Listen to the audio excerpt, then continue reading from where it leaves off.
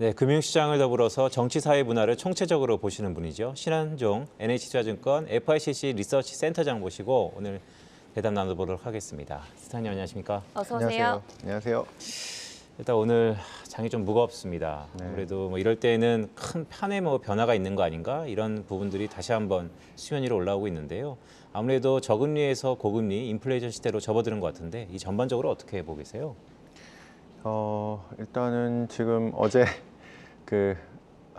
어제 아니죠. 지난주 말에 미국의 그 CPI가 8.6%로 그 월가 분석하는 분들이나 뭐 저희들이나 거의 고점을 치고 좀 내려오고 있다라고 생각을 했는데 갑자기 8.6%로 넘어가면 되면서 인플레이션이 지금 미국에서도 고점을 친 건 아닌 것 같다. 이렇게 얘기가 완전 바뀌어버렸습니다. 그래서 오늘 주식뿐 아니라 채권 시장은 10년물 금리는 거의 뭐 한 20bp씩 막 엄청나게 튀어버렸는데요. 어쨌든 하반기에는 지금 정도의 그 뭐 8%가 넘어가는 이런 인플레이션이 상당히 오래 지속이 되다가 아마도 이 인플레이션은 부담이 거의 내년 상당히 오랫동안 계속되면서 그 자산시장에 상당히 영향을 미칠 것 같다고 생각하고 있습니다. 주식과 채권, 원화 가치가 동반 하락하는 트리플 약세가 시장을 지배하고 있는데요. 요새 이제 센터장님 채권 언급을 자주 하시는 것 같아요. 언론 기사 보도도 많이 봤는데 배경을 무엇에서 꼽아볼 수 있을까요? 지금 모든 자산이 실은 거의 다 엉망이 되는 상황인데요. 그 중에서도 저는 채권에 먼저 기회가 있다고 생각하는데요. 우리가 보통 인플레이션 시대에 현금과 채권은 쓰레기다 이렇게 알고 있죠. 예. 이 실은 교과서입니다. 인플레이션기를 우리가 초반하고 후반을 이렇게 나눠본다면 네. 초반에 1%, 2%, 3%, 4% 이렇게 가파르게 인플레이션율이 오를 때 이때는 정말 쓰레기입니다. 왜냐하면 채권 가격이 떨어지고 이제 금리가 오르기 때문인데요. 그런데 이제 인플레이션이 정점을 향해 갈 때, 지금 같은 때죠. 네. 그러면 금리가 이거에 선반영해서 기준금리는 나중에 올해부터 내년까지 쭉 오른다 하더라도 시장 금리는 선반영해서 먼저 오르게 돼 있습니다. 오늘도 많이 올랐죠. 이런 상황에서는 채권을 투자하는 게 이제 예전에 1, 2년 전처럼 너무 낮은 수준의 금리가 아니라 상당히 높은 수준으로 올라왔기 때문에 지금부터는 채권을 담기 시작해야 되는 시점이다. 이렇게 보는 겁니다. 그래서 코스피로 치면 주식으로 네. 치면은 1,500까지 내려온 거죠. 지금 채권이. 네. 그러니까 1,400, 1,300 갈 수 있습니다. 하지만 그때 싸다고 우리가 얘기를 했죠. 그런 것처럼 1,500, 1,400, 1,400에 담는 것처럼 지금부터 이제 담기 시작해야 된다. 그래서 올해 이제 중반 또는 하반에는 다른 자산보다는 채권의 그 금리가 높기 때문에 많은 분들이 이 관심을 가지시고 투자를 할 거라고 생각하고 있습니다. 네, 뭐 말씀 주셨던 거를 쭉 들어보면 사실 금리와 채권 가격에 반대 성향을 보이고 있는데 꼭 바닥은 아니더라도 지금 한 발목 정도에서는 장기적인 시각으로 좀 관심을 갖자라는 말씀을 드립니다. 그런데 인플레이션이 있지 않습니까? 지금 전망이 좀 바뀌고 있어요.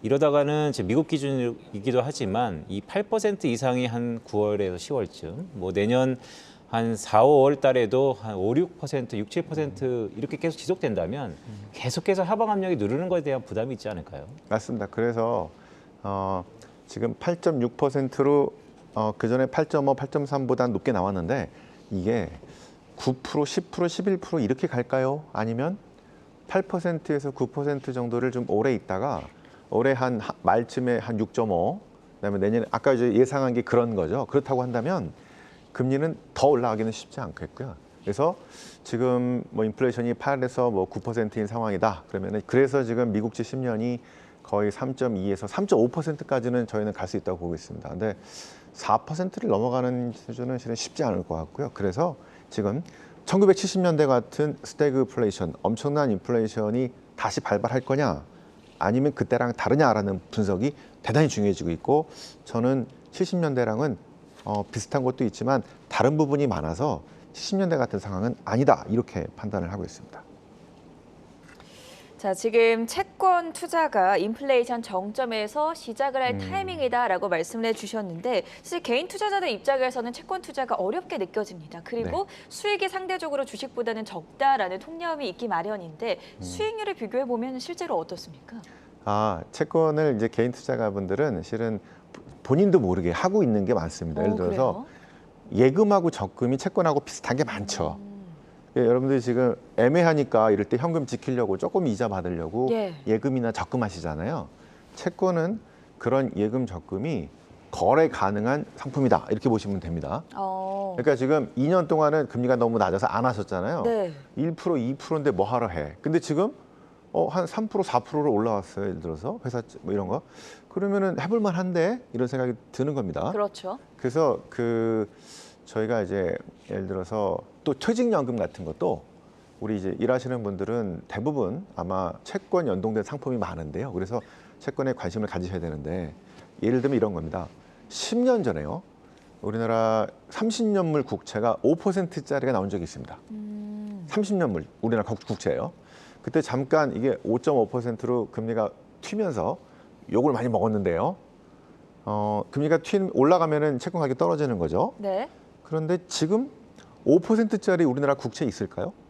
없어요. 그때 샀어야 됩니다. 그죠? 10년 전에. 그렇죠. 예. 그때 그러니까 이게 아무 때나 나오는 금리가 아니고요. 이렇게 높을 때가 있습니다. 채권은 이럴 때 사서 쟁겨놓고 그리고 이제 금리가 쭉 떨어지면 그런 기회가 없기 때문에 주식은 뭐 여러 가지 기회가 있습니다만 그래서 지금도 아마 우리나라 국채 지금 3.6, 3.7 아마 4% 향해 갈 것 같은데요. 이 정도 수준의 금리를 앞으로 보기는 향후 10년에 보기 쉽지는 않을 겁니다. 그래서 지금 제 생각에는 코스피로 치면은 1,500, 1,400, 1,400이기 때문에 무릎 정도라고 생각하고 있겠고요.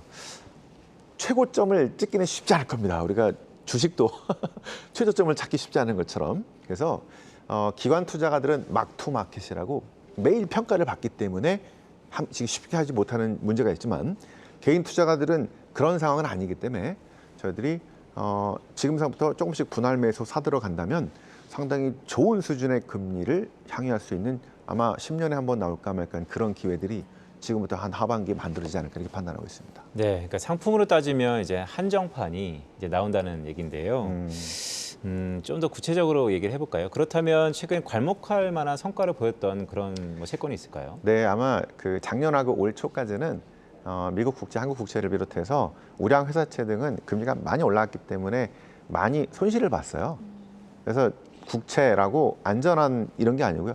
원금을 보장하는 게 아니고 파산하지 않겠다라는 의미에서 안전함입니다. 그래서 어떤 채권이 좋았냐면요. 사실은 금리가 아주 높았던 멕시코 석유공사라는 페멕스라는 채권이 거의 작년에도 한 20%씩 성과가 났고요. 올해도 상당히 괜찮은 성과가 나고 있습니다. 왜냐하면 이제 금리가 워낙 높았기 때문에인데요. 자, 이제 이런 다양한 채권이 있기 때문에 그리고 이제 만약에 여러분들이 3.5%의 이제 국채를 샀다. 그러면 이제 계속 3.5%를 이제 받을 수는 있는데요. 금리가 내려가면 이제 한 2%로 다시 경기가 침체되거나 해서 내려가면 3.5% 플러스 알파의 효과가 있기 때문에 그의 성과는 아마 10%도 될 수 있습니다. 자, 그래서 요 사이클을 보고 채권을 투자하는 것인데 여러분들이 너무 주식만 하다 보니까 네. 이 주린이라 그러시죠. 그래서 제가 요즘에 체린이 아빠로 채권 어린이로 예. 채권도 같이 공부하셔야지 어떨 때는 채권도 하시고 어떨 때는 주식도 하시고 요게 자산 배분의 기본이잖아요. 그런데 지난 2년 동안은 주식만 한 겁니다. 요거는 자산 배분이 아니에요. 그래서 금리가 이렇게 올라왔기 때문에 지금부터는 주식만 하자, 채권만 하자는 얘기가 아니라 채권을 비중을 상당히 높이는 자산 배분을 제대로 하자라는 의미로 정상화되는 포지션으로 간다 이렇게 보시면 될 것 같습니다. 그런데 그 말씀을 쭉 보면 뭐 이런 얘기 있지 않습니까? 최근 또 다시 뭐 유명한 크루인데 레이 달리오는 네. 올 웨더라 그래서 네. 미국의 100년 역사를 보면 주식과 채권의 황금 비율이 있다. 신한종 의원님은 어떠세요? 저는 제가 인플레이션 역사를 한 2000년을 한번 정리해 본 책이 있지 않습니까? 그래서 사실은 이제 정리를 해봤고 지난 한 100년 정도의 미국의 인플레이션과 채권을 한번 봤는데요. 100년의 시간은 너무 길고요. 이렇게 한 10년 정도의 사이클을 두고 지금부터는 저는 만약에 연령대하고 위험 선호가 중요하거든요. 근데 연령대가 높으신 분들은 이 채권 비중을 50% 이상 가져가시는 게 맞다고 생각합니다. 금리가 높기 때문에. 그래서 채권 안에도 미국채 같은 아주 안전자산이 초안전자산이 있겠고요. 그보다 우량 회사채, 공기업들이 있겠고요. 삼성전자, 현대차 같은 우량 회사채도 있고 그 위에 하이힐드도 있지만 여러 가지 채권이 있기 때문에 이걸로 포지션을 잘 구축한다면은 아주 괜찮은 수익률을 만들 수 있기 때문에 그에 관심을 기울이시는 게 어떨까 싶습니다. 체린인 저의 입장에서는 지금 머릿속에 남는 것이 지금이 한 10년 만에 한번 올까 말까한 채권 투자의 기회라는 거잖아요. 네네. 그 점에 대해서 강조를 해주시고 지금 포트폴리오 배분 전략까지 짜주셨는데 이 채권이 상당히 여러 가지가 있는 걸로 알고 있고 그중에서도 저희는 좀 선별적으로 들어가야 하기 때문에 옥석 가리기가 필요한 시점입니다. 좀 더 구체적으로 전략을 제시해 주실 수 있을까요? 일단은 네. 그 지금 같은 상황에서는 물가가 아직 고점을 보지 않았기 때문에 여러분들이 일단 방법은 분할 매수로 하는 게 제일 좋을 것 같습니다. 왜냐하면 조금 더 높아지고 조금 더 싸게 살 수 있으니까요. 네. 그런데 어떤 내가 마음에 드는 채권 하나라기보다는 조금 몇 가지로 분할해서 사시면 좋을 것 같은데요. 미국채 10년 또 이제 우리나라 국채 10년물도 담아 있는 포트폴리오가 있다면 뭐 ETF든 뭐든 간에 그런 거를 담는 것도 좋을 것 같고요. 왜냐하면 이제 경기 침체 때 이게 금리가 내려가면서 추가 수익이 있기 때문에. 네.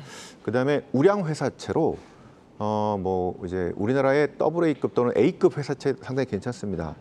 이런 것들도 괜찮을 것 같고요. 해외 기업들은 어때요? 해외 기업도 좋습니다. 그런데 원화가 지금 너무 약세잖아요. 그렇죠. 예. 이런 상황에서는 원화 자산은 원화 채권으로 투자하는 게 좋습니다. 그리고 만약에 1,200원 나중에 밑으로 내려왔다. 1,100원대다 이럴 때 달러나 해외를 많이 하시는 게 좋은데요. 왜냐하면 우리나라 채권은 전 세계 1.5%밖에 안 됩니다. 나머지 98.5%가 금리도 높고 괜찮고 이런 게 많은데 지금 같은 상황에서는 그보다도 원화가 너무 약세니까 나중에 강세되면 손해잖아요. 그렇죠. 그래서 원화는 원화대로, 달러는 뭐 달러나 해외 채권은 해외 자금대로 이렇게 하시는 게 좋은데 제 생각에는 해외 채권도 지금 만약에 달러나 다른 통화가 있다면 해외 채권에서 좋은 기회들이 훨씬 많습니다.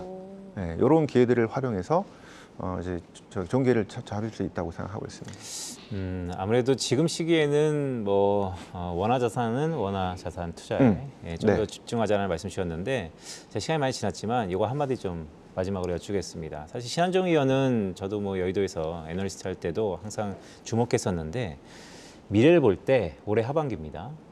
이것만은 개인적으로도 조금 불안하다라고 하는 게 뭐 있으면 뭐가 있을까요? 지금 이미 알려진 이슈들은 인플레이션은 아마 알려진 이슈입니다. 그런데 이 인플레이션 자세히 보시면 인플레이션 볼 때 그 연준과 월가가 전망이 틀린 이유는 실은 지정학적 문제였습니다.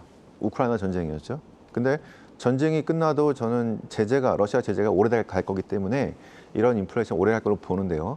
여기에 추가로 더 있다고 한다면 저는 중국에 대한 미중 갈등이 혹시 하반기에 강하게 부각됐을 때는 여기 엎친 데 덮치는 격이 되기 때문에 특히 이제 10월 20차 당대회가 있죠. 그때 예. 시진핑의 권력이 어떻게 될 것이냐 뭐 이런 것들이 상당히 중요한 지점이 아닐까 싶습니다.